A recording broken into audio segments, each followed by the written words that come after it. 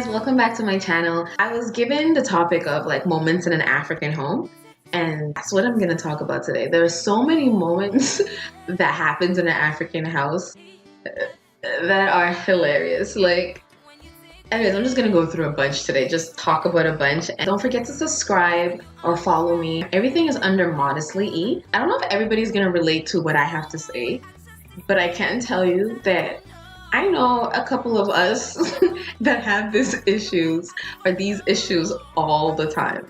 Let me start off by when you see your parents, hey mom, hey dad, how are you doing? And no smile, you're just being nice, you have to say hi, how are you doing? No smile, nothing. They just keep a straight face and they're like, were you expecting something bad to happen to me? But mom, but dad, I was just asking you how are you doing, just courtesy's sake, I just really want to know how are you doing. But no, they have to take it somewhere else. Overly dramatic. Just answer the question. I'm fine, thank you. No, I'm not good today. But no, I have to have to them. I was thinking that something was gonna. I don't know. I really don't understand. But overly dramatic. They can't answer the question. And then when you put them in their place, they just give you that look. There was a moment where, I don't recall, I think my sister and I, we went out or something. And we came home I think at 12:30 a.m. or closer to 1. Not too late, just closer to 1. And then as soon as we pull up in the driveway, we hear my mom open the window from upstairs. She's like, you better stay where you came from. You better not come inside the house. Go back where you came from. And we were there in the car wow. We didn't even enter the house. We were stuck outside. We didn't know what to do. Do we enter? Do we not enter? All the time, every time you come home past midnight or just a little bit past midnight, oh, go back where you came from. This is not where you're not gonna live in my house and do this. Go back where you come from. Whoever was hosting you, go back and stay there. Don't come to my house. All the time. Always, always, always. That's the story. They always have to tell you to go back where you came from. Never enter my house. Let's talk about being in the kitchen.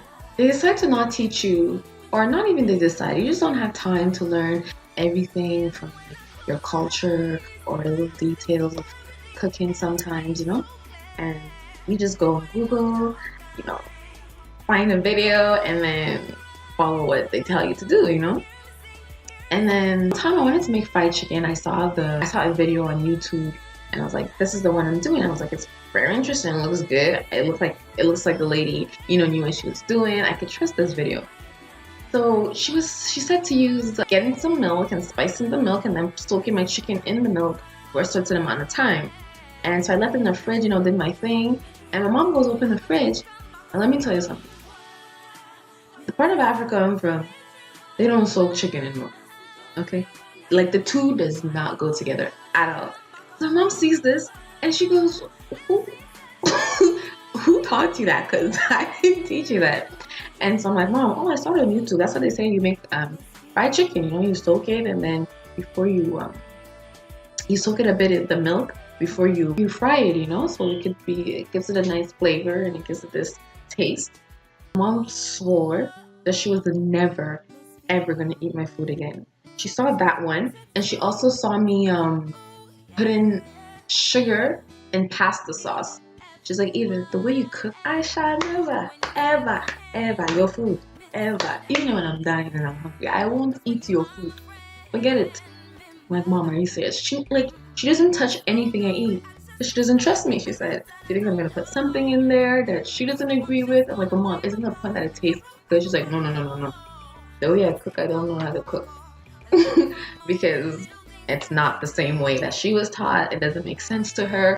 The other day, there was a box of yam in the house. I was feeling for some, and there was nobody to make some for me. So, I was like, how hard can it be? It's like making potatoes, right? And I make a sauce, onion stew. And I'm going, I'm like peeling the yam. And she came and she stood right next to me.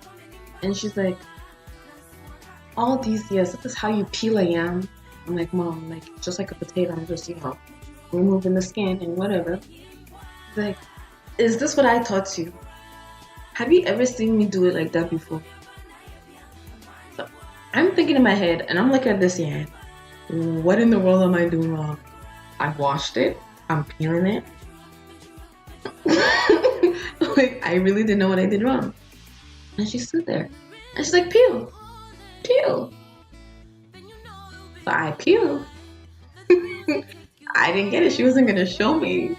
She was just going to watch me and tell me how when I was done cooking it, I couldn't eat it.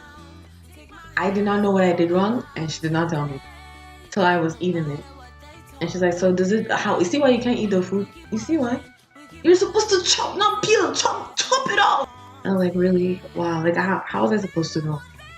It always looks like you're peeling and not chopping portions of the yam off, Okay, I really don't know if this is all households or not, but something. Guys, please don't call anybody on my family.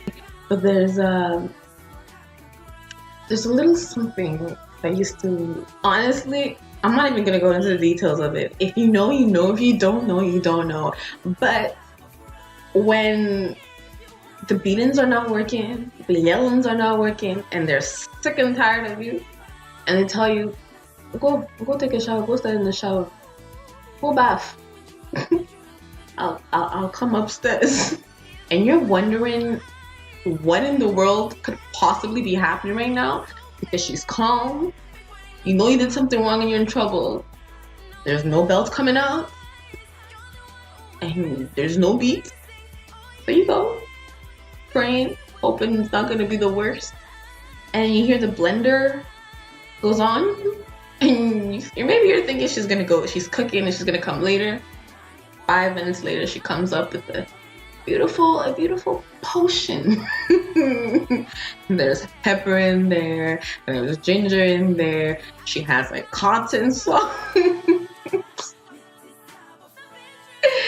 Guys, the rest is for you to determine. I don't know if you guys experience this, but when you go with your mom to her friend's place, and you guys have been there for so long, and the friend offers some food. Oh, you guys want to eat or whatever, and for some reason you forgot that you're not supposed to be eating anything at anybody's house because you just thought that the fact that your mom was there, it's safe, It's okay, there's nothing wrong with it.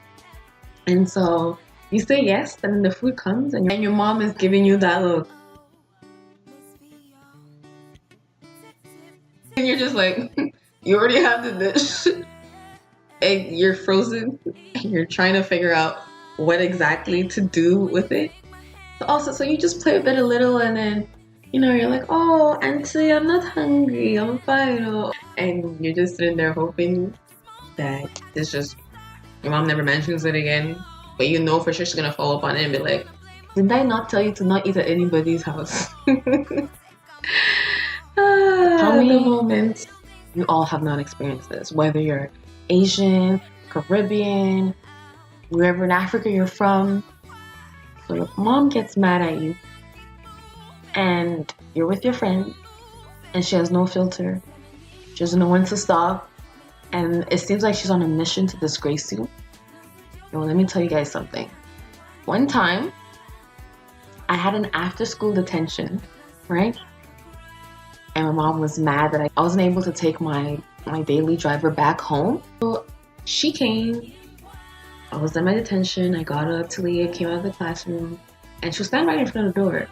And so we turned, like, there was a little corner that we turned, and the woman swung her bag at me. But like, the way it swung, everybody saw that she threw something at me, and it passed by the door. And I had to walk back past the classroom door where everybody's looking at what the hell's going on.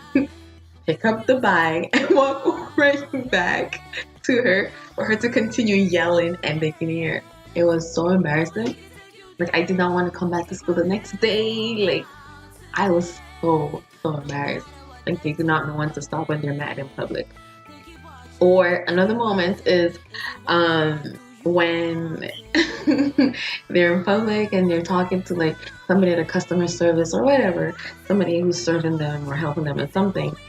and you're standing there watching, listening, and you're realizing that they're responding in your language, and you don't understand why they respond in your language. Like that moment where it's like, for some reason they forget that they're not speaking English, and they start responding in their language, and you're just like, mom, do you not realize you're not speaking English? Okay, guys, so those are a few moments in an African household. Honestly, I don't know if everyone experiences this. Wherever you are, it might apply to you. Don't forget to subscribe, guys. Thanks for tuning in.